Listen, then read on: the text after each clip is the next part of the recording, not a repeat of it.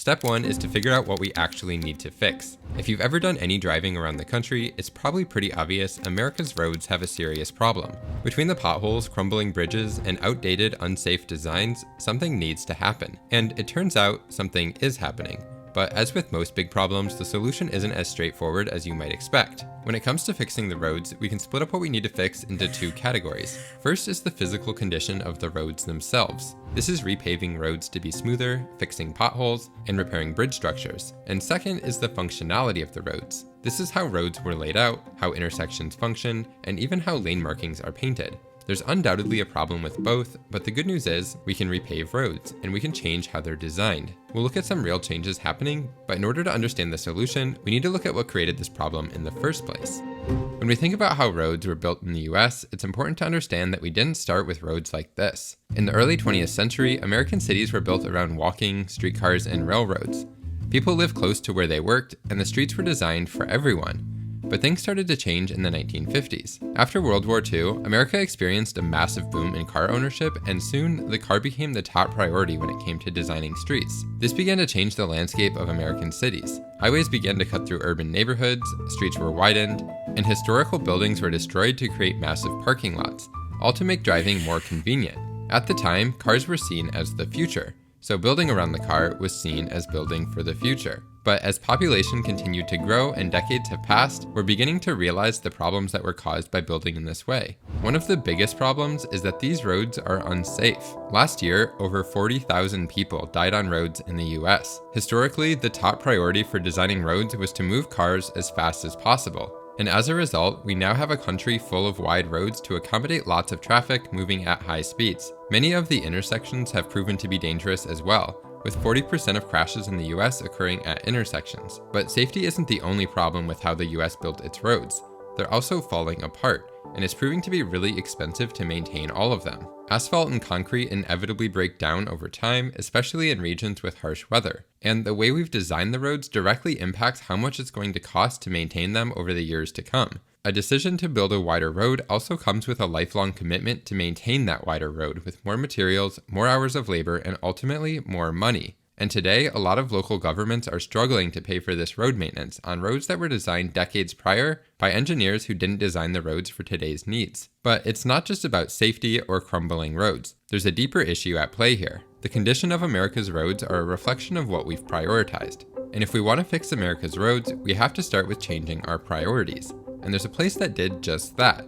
This is Hoboken, New Jersey, and for the past 7 years, they haven't had a single traffic fatality. They did it by making their streets really simple. Many of the streets are just one-lane, one-way streets, and they've minimized the distance pedestrians have to cross by eliminating parking at intersections, which also greatly improves visibility and increases safety. Many of the intersections make all drivers stop too, and the crosswalks and bike lanes are well marked. All of this keeps speed slow and orderly, and as a result of prioritizing safer road design, they've actually saved lives. But the reality is, the country as a whole still has a long way to go, and not everyone lives in a city. Rural America deals with the same issue of wanting safer, well-maintained roads. Well, change is happening there too. This intersection in Ohio saw a high number of serious crashes, so the state did something unique with it. This is a peanut-shaped roundabout, and it functions the same as a regular roundabout. The reason behind the shape was to minimize impact on the existing properties at the intersection and keep a wide enough radius around the curves to allow for large vehicles to maneuver through the roundabout. Roundabouts, regardless of their shape, have proven to be a great safety improvement in rural areas where high-speed roads like these intersect, and they're continuing to grow in popularity around rural America.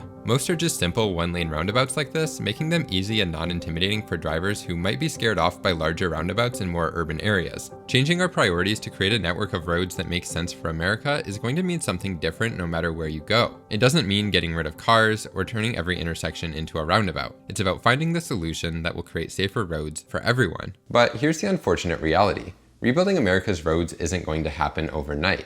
It's going to happen in pieces, and it's going to take time. Projects can take years or sometimes decades to be completed, and this can be incredibly discouraging. But that doesn't mean progress isn't happening. One example of this is a recent $1 billion grant that's part of the bipartisan infrastructure law, which is making real changes across the country. This grant specifically is funding projects to improve safety and connectivity, like redoing this street in Milwaukee, Wisconsin to add protected bike lanes and improve pedestrian connections, reconfiguring this 6-way intersection in Memphis, Tennessee, improve 130 miles of rural roads in Michigan, implement safety improvements at 77 intersections across Los Angeles, build sidewalks and signalized crosswalks for school kids in Palm Bay, Florida, and more. This is one part of the total $5 billion in grants dedicated over 5 years as part of the Safe Streets and Roads for All program created under the Infrastructure Law. However, you don't always hear about the progress being made, and sometimes that progress can get lost or distorted by political bias in the media. A crucial aspect of being a part of fixing America's roads is looking at the facts, being informed, and thinking critically.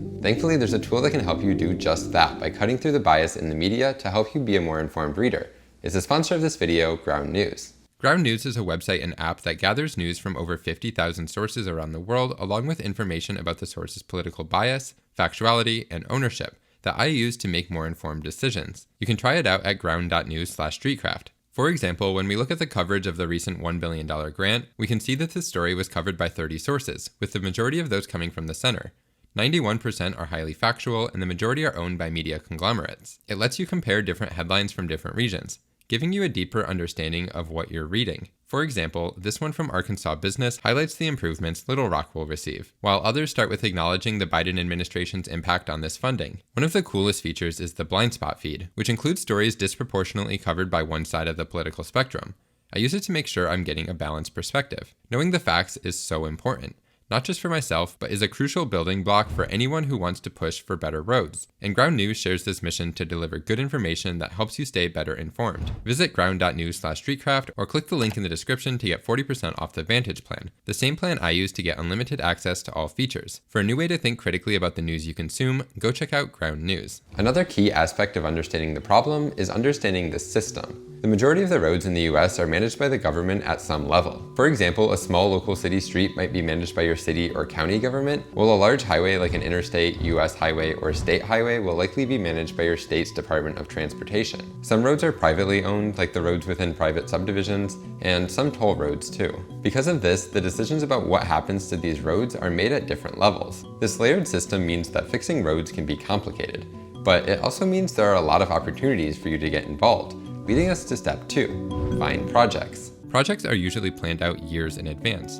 and there are often opportunities for you to give feedback on the plans, but you might not even know they're happening unless you do a little research first. You can find projects on your state's Department of Transportation website if it's a project happening on a state-managed road. The site layout will differ depending on the state, and some are better than others, but you can usually sort by region and if they're accepting public comment. Also look for places to sign up for email lists, as those can send you updates on projects that may be happening in your area. Cities and counties also do their own projects, so take a look on their websites as well for the same information. Many areas also have metropolitan planning organizations, which organize and prioritize which projects should receive funding. They're also a good resource to find projects and give input. Finally, if you ever find public input meetings that are scheduled to happen in person, show up to them. Depending on the area, there may only be a couple of people show up to give their thoughts, and those people might not share the same ideas you have. The format of these meetings can obviously vary, but even if you don't want to speak, sometimes they just have comment cards that you can fill out in person with your thoughts. After initial public input, transportation planners and engineers develop proposals and plans, which are then reviewed and modified based on further feedback.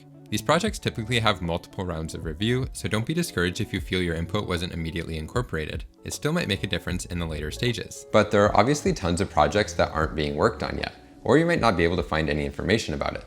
But just because it doesn't have a feedback page doesn't mean you can't give feedback, leading us to step 3, contact. For local roads, those employed by the road commissions or public works departments usually handle a lot of the planning, construction, and maintenance. Their contact information is often available on city or county websites, and you can contact them to voice your concerns or share input. Along with this, local elected officials have a say in what gets prioritized when it comes to infrastructure projects. These are the people who vote on budgets and allocate funding for local projects. They can also have greater influence in voicing their opinions to those working on the projects, both at the local level and at the state level. Of course, you can and should contact them with your concerns, as that's what they're elected to do. Which brings us to step 4, vote.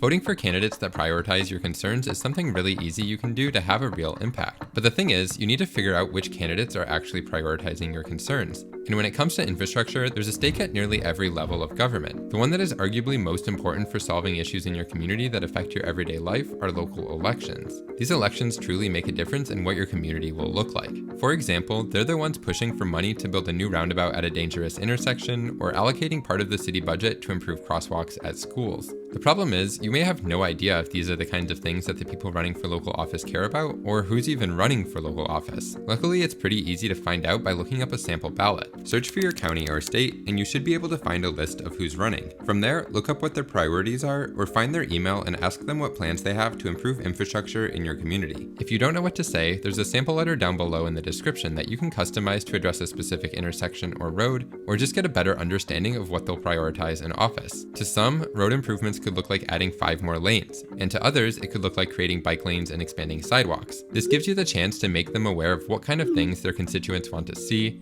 and it can bring awareness to issues they might not otherwise know about. But despite the need for improvements, a lot of times cities just don't have the money. This is where the importance of higher levels of government come in, because the state and federal government can provide the funding for projects that cities might not have on their own. For example, all of the projects I talked about earlier as part of the recent federal grant are happening because A, the bipartisan infrastructure law is providing the funding they may not have otherwise had, and B, local leaders saw the opportunity and applied for that funding. A lot of times, funding for projects is a collaborative effort between different levels of government. While it's easy to focus on political differences, it's important to recognize when effective policies and legislation lead to actual physical improvements in our communities that affect everyone, regardless of political party. Infrastructure is one of the most tangible ways to see the impact of who you elect, and it's something that makes a real difference in your life.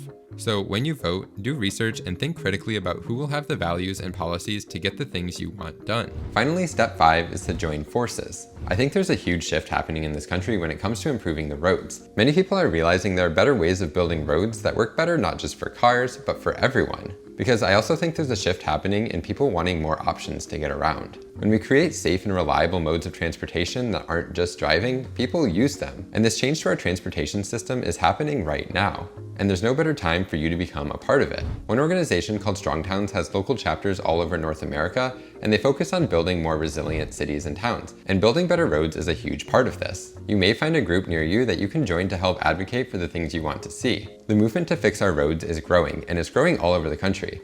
I honestly believe that in another 50 years from now, this country will look very different when it comes to how we get around. It'll be one where we have more options to get around, and one where traffic deaths are a rarity, not just a part of life. But it's going to take everyday people to stand up with others and advocate for better roads, one community at a time. I talked a little bit about changing what we prioritize when it comes to building roads, but there's actually a lot of different variables that can be prioritized, and they also have a huge impact on why traffic exists. Check out this video next to figure out what they are, and if you want to help support videos like this, consider getting a shirt or joining our Patreon down below.